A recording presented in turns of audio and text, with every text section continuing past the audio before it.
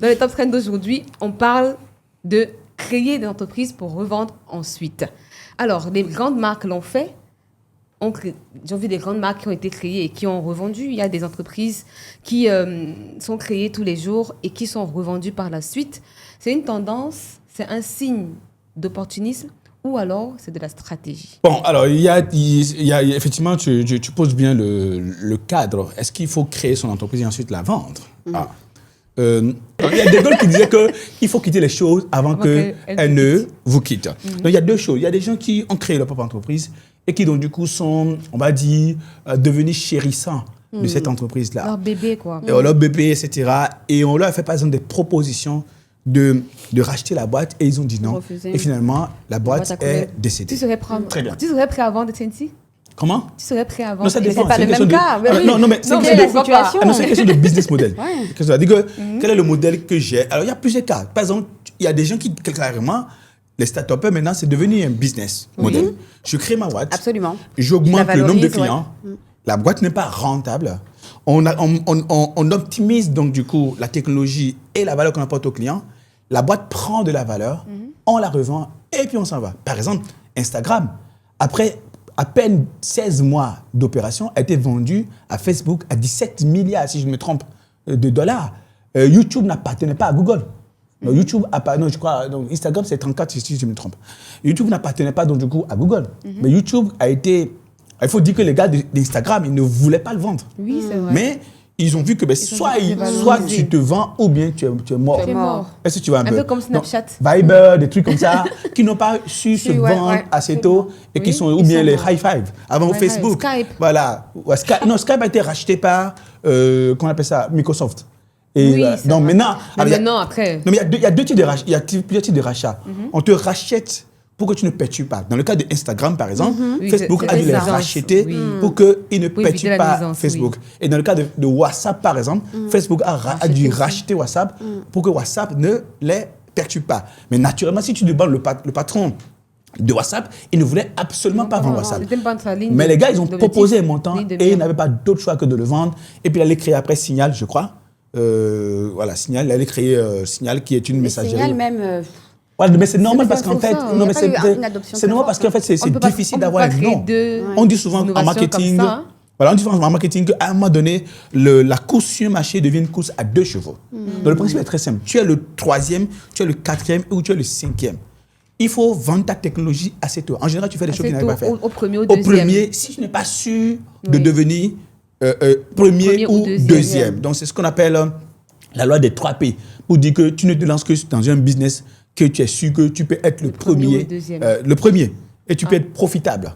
Voilà, et que tu as de la passion. Donc les 3 P, passion, pouvoir être premier et pouvoir être profitable. Si tu ne coches pas ces 3 cases-là, il faut vendre ton entreprise. Profitable, c'est en anglais, n'est-ce pas, Eman? Pardon? C'est en anglais, n'est-ce pas? Profitable? Oui, profitable. Oui, ça existe en français maintenant. On a Issa Yomenou aujourd'hui, qui est expert comptable et associé de Lead Finance Advisory. Au Gabon. And Advisory, c'est ça ou bien Advisory? Lead Finance and Advisory. C'est ça, oui. Voilà. Okay. Donc, c'est un sujet vraiment qui peut te concerner beaucoup. Donc, moi, j'aimerais savoir, est-ce que la valorisation des entreprises est une opportunité? Oui, au niveau de la valorisation des entreprises, c'est vrai qu'en termes de méthode, il va y avoir plusieurs types de méthodes de valo, d'accord? Dès lors que la stratégie du... Tu as vu, il a dit valo. Ah. Oui. On est dans le jargon, dans le jargon là. Avant, un jour, j'étais avec un expert comptable et puis il dit due deal. J'ai dit, mais ça, c'est due deal, c'est quoi encore? C'est quoi ça? Et donc, je crois que c'est... Non. Vous dire quoi? Oui, je crois que c'était due deal, D-E-E-L, quoi. Ouais, non, et il dit, non, c'est due diligence. On ne dit plus consolidation, on dit la conso. Voilà. Et puis, on ne dit plus chef comptable, on dit chef co. Seigneur. Donc on ne dit pas les opérations intercompagnies, on dit les opérations interco. En tout cas, pour reconnaître un expert, il faut voir ces termes, les jargons. Au niveau de la valo, ça va dépendre en réalité, effectivement, des cofondateurs. Notamment, ce qu'on a eu tendance à voir, c'est notamment dans les startups, où quand la stratégie, comme Herman le disait, c'est de construire, de bâtir des boîtes avec une techno assez robuste. C'est pas la technologie, il y a une technologie. une techno assez robuste et par la suite, c'est de la vente. Maintenant, dans la façon de valoriser ce type d'entreprise, il y a plusieurs méthodes. Oui. On peut avoir des méthodes basées sur des méthodes comptables, des méthodes basées sur l'avenir, donc on va l'appeler méthode basée sur les flux. On peut aussi avoir dans certains secteurs le nombre de clients ou le nombre de personnes finalement qui vont constituer la base même du chiffre d'affaires de l'entreprise. Donc, au niveau de la valorisation, il y a plusieurs méthodes. Et encore une fois, ça va dépendre de ce qu'attendent aussi les revendeurs, les cofondateurs, donc de ce qu'ils attendent.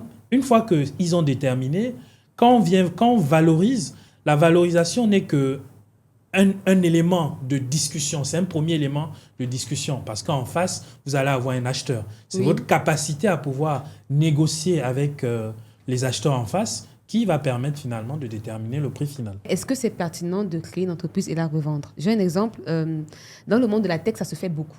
Mais là, je ne sais pas si on va les appeler entreprises, c'est juste des projets. Et à l'année, là, il y a une dame que je suis sur Instagram qui voulait aller en vacances. Donc, du coup, on n'avait pas assez de budget. Et donc, qu'est-ce qu'elle a fait? Elle a créé une application vite fait. Et elle a créé une application. Elle a cherché une niche vite fait. Elle a vu la niche de couple, quelque chose comme ça.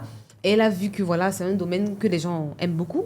Elle a créé une application pour je ne sais plus trop quoi, c'était pour les idées de date, quelque chose comme ça. Et elle a fait une vidéo publicitaire en ligne. Ça a ramené beaucoup d'abonnés. Les gens ont acheté des features sur l'application. Et après quelques temps, elle a revendu. Elle a gagné, je crois, $3,000 ou €3,000 en quelques temps. Et puis, elle a revendu à 3 000 ou à 5 000, quelque chose comme ça. Donc, quand tu vois ce type de schéma-là, quelle est la pertinence, justement, de créer une entreprise et la revendre? Est-ce qu'elle, déjà, on va dire que c'était une entreprise? Mais c'est un modèle, c'est un modèle. Et ça dépend des objectifs aussi de chacun. Parce que moi, quand je pense, par exemple, à Elon Musk qui est parti de PayPal à aujourd'hui avoir Tesla, vous avez vu que dans le processus, il a vendu pas mal de boîtes avant d'arriver à Tesla aujourd'hui. Peut-être que demain, l'objectif pour lui, c'est d'augmenter la capitalisation boursière de Tesla et des autres boîtes de façon à faire en sorte que demain, il va encore en tirer un peu plus. Encore une fois, ça dépend des objectifs de chacun. Mais ce n'est pas forcément un échec de vendre de... Non, pas du tout. Mais alors, à la Silicon Valley, c'était devenu un modèle et c'est devenu une source d'arnaque. On a vu une franco-américaine, par exemple, qui a créé un outil, je crois, d'information, de conseil pour les étudiants.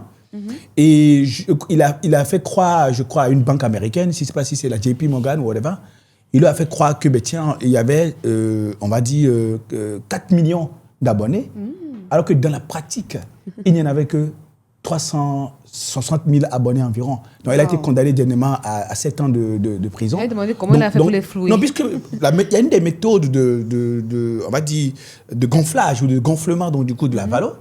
Je ne sais pas comment on explique. Ça y est. La valeur. Et bien, c'est le nombre de clients.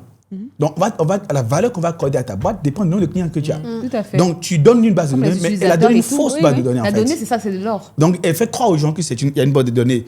Elle a donné une base de données de 4 millions de personnes, mais il n'y a que 4, en réalité 360 000 étudiants environ. Et elle a reçu les sous, donc du coup, de la banque. Je ne sais pas si c'est JP Morgan, je ne me souviens plus exactement. Et une fois que ça a été fait, les autres, après acheter, ils ont vu qu'ils ont acheté une coquille vide. Donc, il existe même une arnaque. Des arnaques. Oui, c'est vrai, arnaque d'achat, de création et de vente. Oui, évidemment. Donc, du coup, alors, c'est comme par exemple quelqu'un te dit qu'il a X abonnés sur sa chaîne YouTube.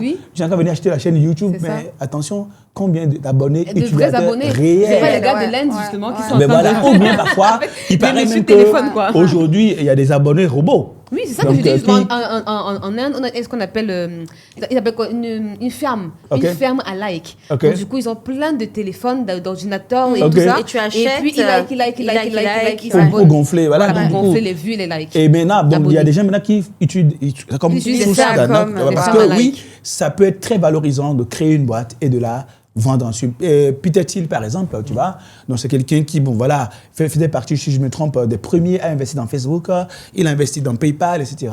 Et il a revendu ses actions. Il est devenu, par exemple, business angel. Il investit dans d'autres entreprises. Il a une référence en matière de créer, vendre, développer une entreprise, donc du coup, aux États-Unis au niveau mondial. Donc, ça peut être un business model et il n'y a rien de mal à ça. Mais, encore une fois, il faut... Tu sais, par exemple, tu vois, il y a la tabaski qui arrive. Tu as la possibilité de vendre ton mouton, mais tu aimes trop ton mouton. Et la tabaski passe et ton mouton tombe malade. Donc, il y a le modèle, il y a le fait à quel moment il faut vendre ton mouton. Justement, c'est ce que je avant demandais qu'il ne tombe malade. Voilà. Donc, Issa, donc, toi, tu peux nous dire, toi, en tant qu'expert comptable et avec un cabinet d'audit, de conseil, expertise comptable, tu travailles avec des entreprises, tu les accompagnes. Est-ce qu'il y a un moment donné où tu as déjà eu à dire à une entreprise, là, il faut vendre? Et dans quel cas ça pourrait arriver? Si tu ne l'as pas encore fait, dans quel cas une entreprise devrait vendre? En fait, comme Herman disait tout à l'heure, il faut arriver à vendre l'entreprise quand vous savez déjà que... Parce que avant de vendre, ce que je voulais rajouter avant de répondre à votre question, avant de vendre, si vous voulez vendre, ça veut dire qu'au préalable, vous avez besoin quand même de structurer aussi votre entreprise. Parce que vous n'allez pas vendre une entreprise qui n'a pas de fondamentaux solides. Oui. Donc, ça veut dire que si vous avez l'intention de vendre dans vos objectifs, il y a quand même des efforts préalables à faire. Et ça me rappelle le titre d'un livre, Build to Sell, qui a été rédigé et qui donne les différentes étapes qui permettent finalement de pouvoir organiser une entreprise pour la vente. La rendre vendable. En fait, c'est vraiment tu crées avec cet objectif derrière. Absolument. Il y a même des livres, comme il a dit, il y a même des livres pour... Alors, quelqu'un a écrit un livre, Build to Last. Donc, je bâtis une entreprise pour que ça dure. Je crois que c'est Jim Collins. Et puis, quelqu'un a écrit un livre, Build to Sell. Donc, je bâtis la boîte. Donc, parce qu'une boîte vendable, c'est une boîte qui ne dépend pas de son patron. Absolument. Tout à fait. Donc, lui, il démontre que comment tu vas... te dépersonnaliser, dépersonnaliser une boîte, parce que les boîtes les plus faciles à vendre sont les boîtes dépersonnalisées. Oui, parce qu'un système est déjà bâti. Absolument. Maintenant, quand la boîte n'est pas dépersonnalisée, on exige au fondateur de rester quelques années dans l'entreprise pour qu'on puisse extraire tout ce qu'on peut extraire de lui avant de le laisser partir. Voilà. Tu sais, la dernière fois, il paraît qu'il y a la nouvelle déesse du Népal. Ils ont choisi la nouvelle déesse du Népal. Okay. Et c'est un enfant de 2 ans et demi environ. Ah, bon, donc, du coup, il faut qu'elle soit préparée. Donc, la personne en place... Non, 2 ans et demi. La déesse a 2 ans et demi. 2 ans d'âge? Oui. Un enfant, quoi? Oui, un enfant. Donc, au Népal, qu'est-ce qui se passe? Ils choisissent, c'est des bouddhistes et des hindouistes, ils choisissent une déesse pour le pays.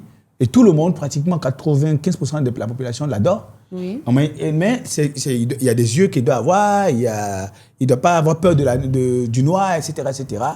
Mais dès qu'elle commence à avoir les premiers signes de puberté, on choisit une autre déesse. Waouh! Voilà. Donc, il y a des gens qui créent les boîtes, la rendent vendable. Et quand il commence à montrer ces signes de puberté, on l'a. Super. Donc, il faut quitter les choses. Avant qu'elle te quitte.